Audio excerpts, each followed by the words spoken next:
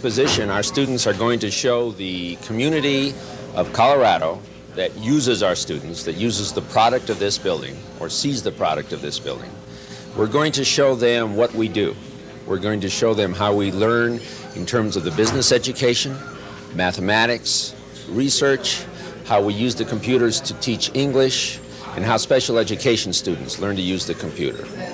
What we're trying to do is develop a thoughtful understanding of the proper use of computer in education, especially in these days when the back to basics movement is so strong. In special education, you will see a student who does not have the ability to speak, communicate using word processing in Spanish and English. You will see a student who has a brain impairment and can only handle things at about the second grade level, studying problem-solving techniques with software designed for second grade students. At the other end of the spectrum, you will see students writing manuals on linear programming using the simplex method, and on the heap sort and the shell sort. You will see students who have developed curriculum units on list insertion sorts. You will see pure mathematics research. You will see tessellations and fractals. You will see a student studying architecture using random disk access and logo. You will see students doing income tax returns and writing paychecks on the computer.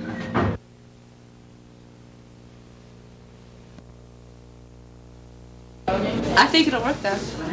Yeah, he stopped right before. Oh, look at him. He looks horrible. We'll try that one again. Don't move this time, Andy. But they go take the glasses off. Okay, don't move. He moved. I don't think it'll be noticeable. Just look silent. Get yourself in focus, Carol. I mean, really. Okay, now don't move.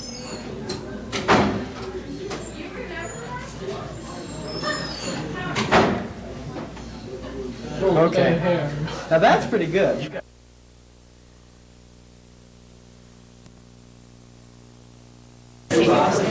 With this manual, Steve Cohen wrote this manual for the for Atari itself, and now it's the manual that's in use for that language.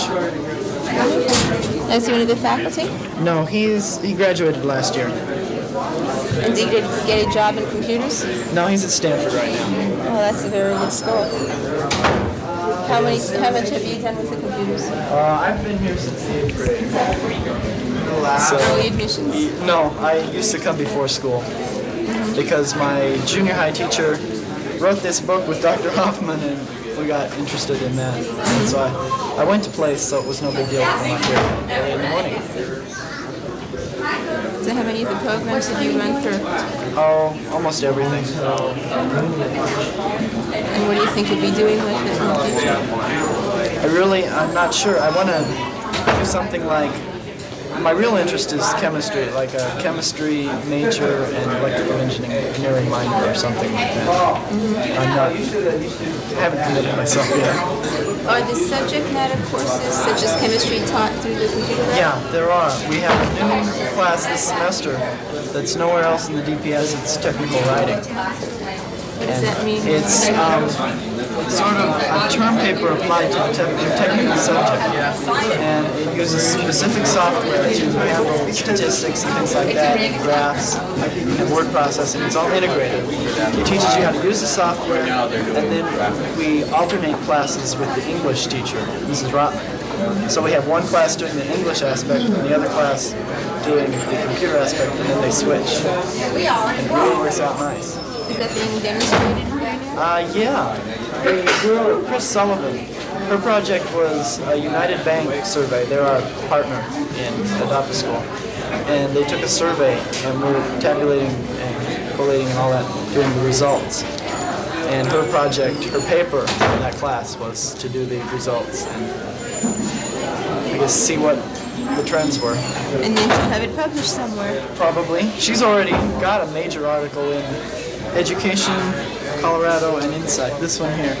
No other students that we know of even have articles in this publication.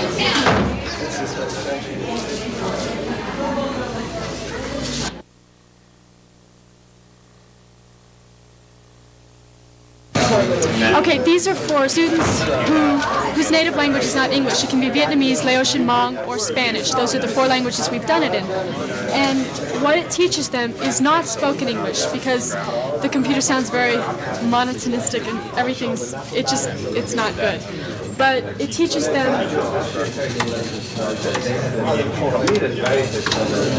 them grammatical skills, real set rules for adjectives, adverbs, prepositions, all that.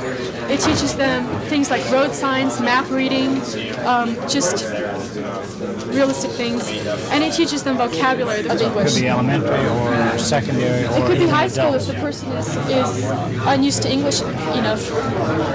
And it is being used in high school. It's being used in all the Denver schools right now.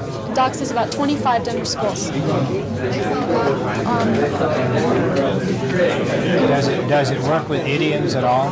Idioms are the most difficult aspect of language. Yeah, we have some. We have some idioms, just standard idioms, and then we had a lesson of slang.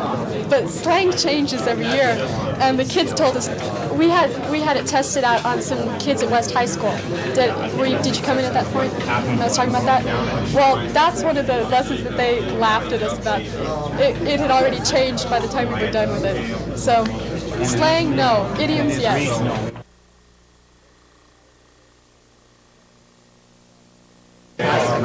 Atari gave us, like I say, all the key routines. They even gave us a text drawing routine, although theirs really didn't work too well, so I ended up writing my own. So have you decided to show this to anyone else?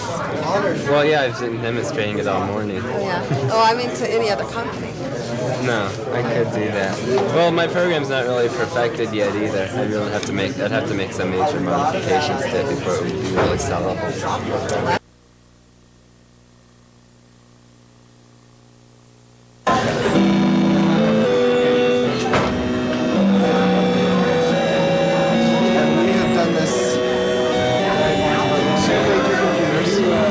So we could get the full range of voices. On that computer we have the piano part to Handel's Messiah. On this one we have the organ part to Handel's Messiah.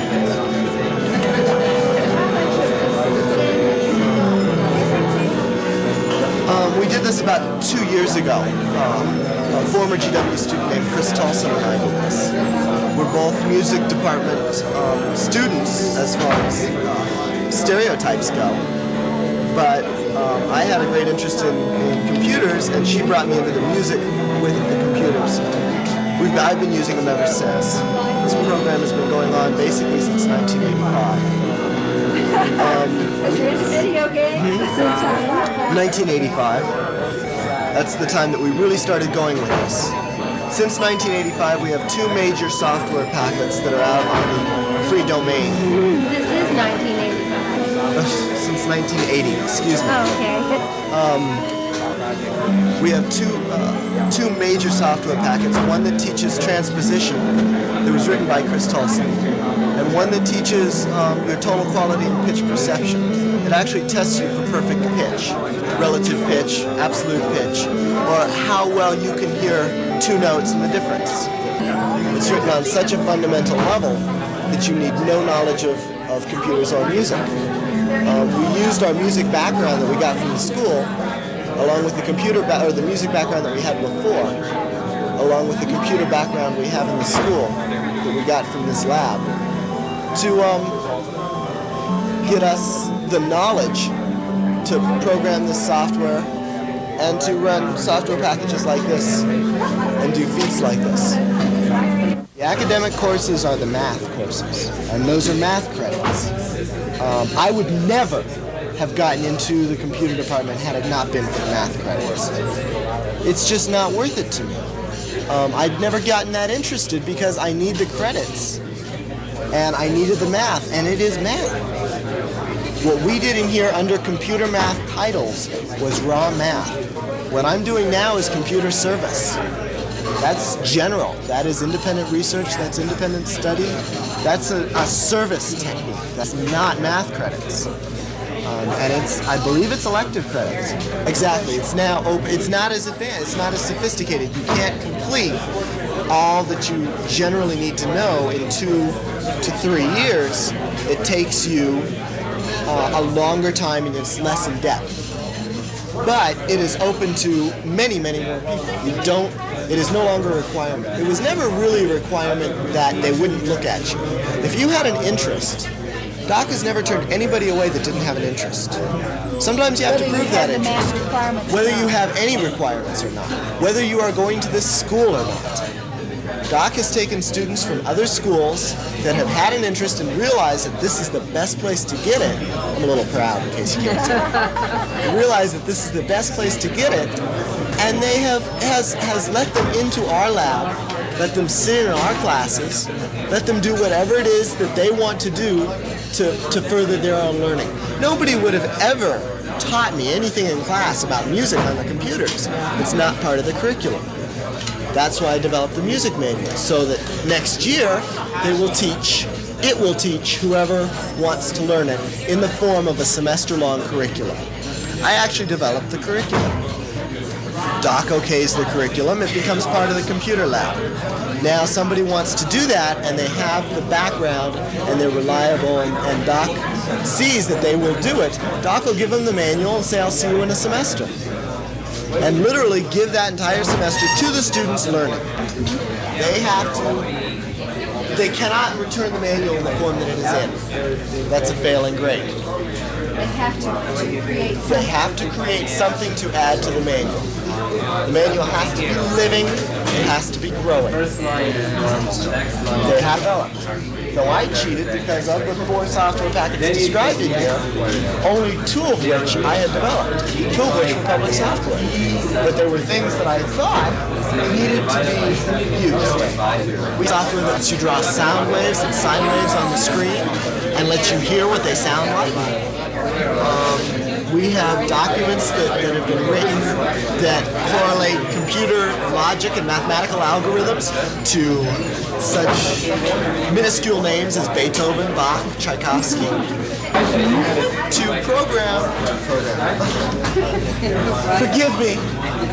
write most of his symphonies. And they all fit together in the same progressions. To me, that was fascinating. And I didn't even know Tchaikovsky knew Dr. Hoffman.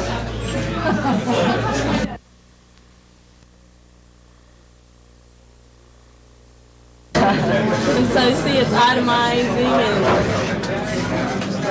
it basically just figures it out for you. And this is the payroll processing, which the end result of this is that it prints out a check for you.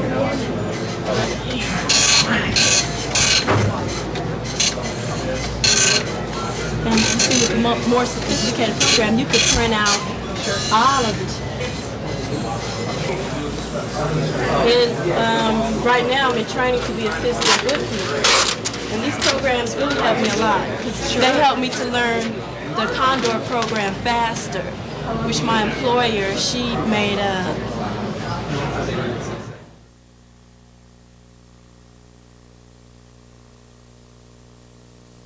I make my own telephones. I got 8 telephones in my room that I play around with.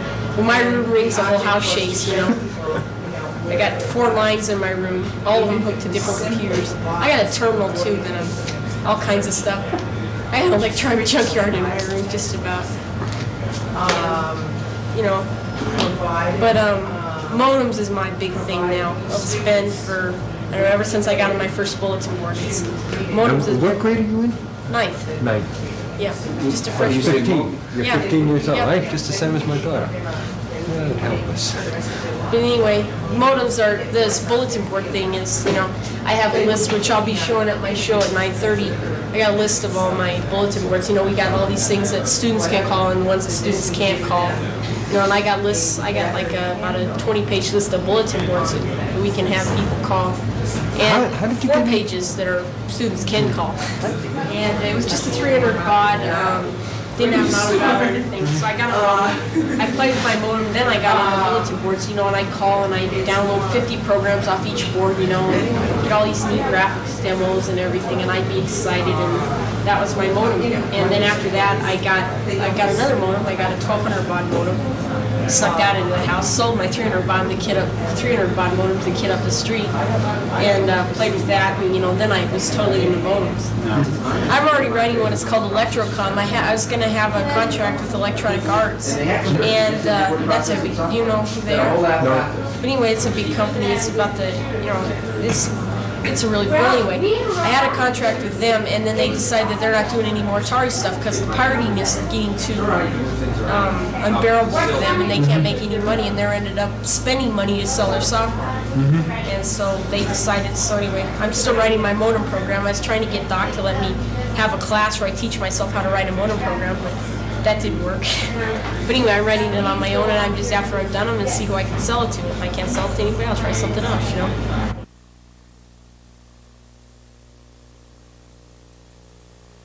Now see it alphabetized. See, automatically alphabetized. And it also, see, that's another way that it saves time, is that instead of, as being a secretary, you thumbing through all the different files, it'll just automatically do this for you. So that's the advantage of having random disk access. And how do you delete that? Okay, now, this automatically will send you to the main menu, and then you press delete, okay? You type in the name that you want deleted, okay? Now you type in, you gotta type in your first name.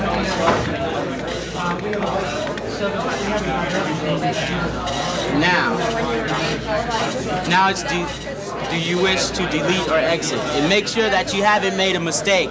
That's user friendly, because so now you say I want to delete, and you're deleted. See? Thank you. Good demonstration. Thank you.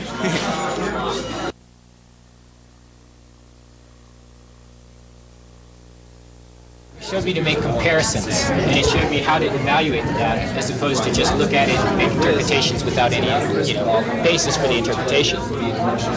In researching it, when you look at both sides, when you're doing a speech, you don't have time to look at both sides. I got 30 minutes to prepare an entire speech. But when you have lots of time, months to do it, and you look at all the information, it's really surprising how the different things compare, how everything works together. And the reporting assistant and the graphing assistant were really helpful there because they allowed me to make charts without me having to go back and draw out the chart myself. It just did it for me. How do you think your views were changed Before I did the report, for the most part, I was pretty staunchly pro-Reagan.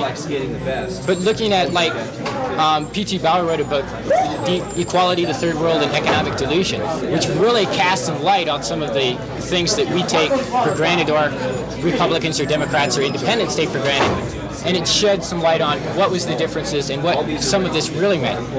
And it changed my views from sending purely foreign aid in the terms of money and equipment into sending it with advisors to make sure that the equipment is handed out, proper distribution.